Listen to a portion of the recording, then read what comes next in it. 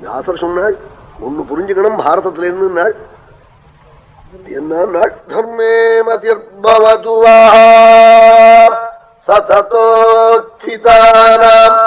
நித்தியம் படுக்கையை விட்டு எழுந்திருந்த உடனே பாரதத்தை நினைச்சு தர்மம் ரட்சிக்கும்னு புத்திய ஒரு நம்பிக்கை அடையினார்.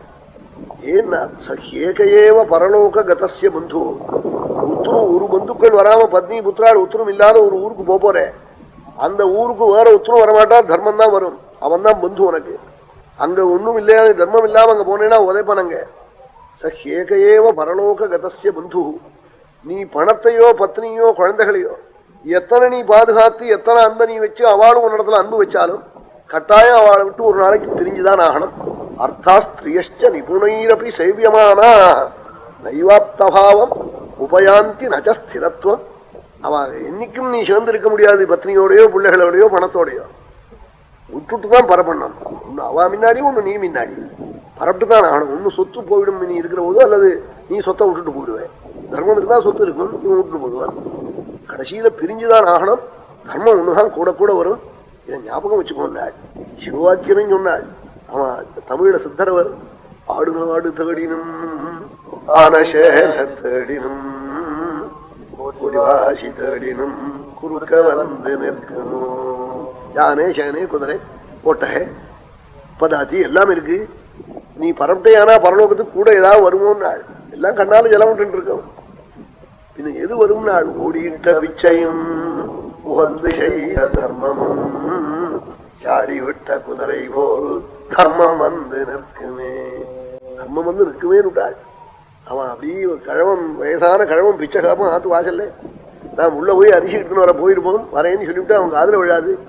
இல்லைன்னு சொல்லிவிட்டான்னு வேற தெருவுக்கு போயிடுவான். வாசல்ல வந்து பார்த்துட்டு அந்த அரிசியை உள்ள போடாதே அடுத்த தெருவில் கொண்டு போய் பார்த்து போட்டு வந்தாள். ஓடிட்ட பிச்சையும் நம்பி செஞ்ச தர்மம் வந்து நிற்குமே பரலோகத்துல. அதை நம்புதுன்னு சொன்னாள் சிவவாக்கியம். ஆண்களெல்லாம் எத்தனை பிரகாரமா நம்ம சித்தத்துக்கு உபதேசம் பண்ணணுமோ அப்படி எல்லாம் பண்ணியிருக்காள்.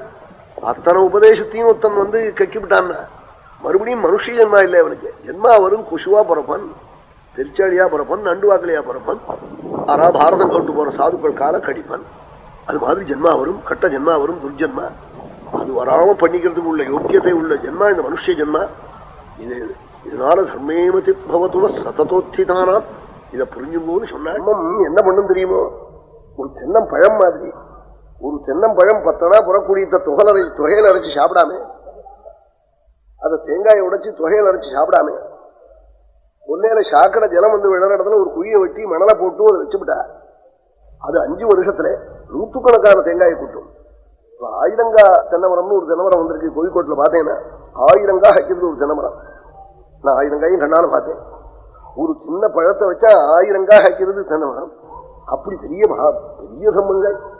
எத்தனையோ குலத்தை நம்ம குடும்பத்தை காக்கும். குலம் ஏகோத்தரம் சதம்ங்கிறாள். குற்றம் திஷ்டதி எஸ்யான்னம் வேதாபியாசேன ஜீவியத்தை. வேதாத்தியனம் பண்ணின சாதுக்களுடைய குச்சியில நம்ம அன்னம் போச்சையானா 101 தலைமுறை கரையணும்னு சொல்றாள். குலம் ஏகோத்தரம் சதம். அதுக்காகத்தான் சத்திரம் அப்படி எல்லாம் வந்து சமூக மடம்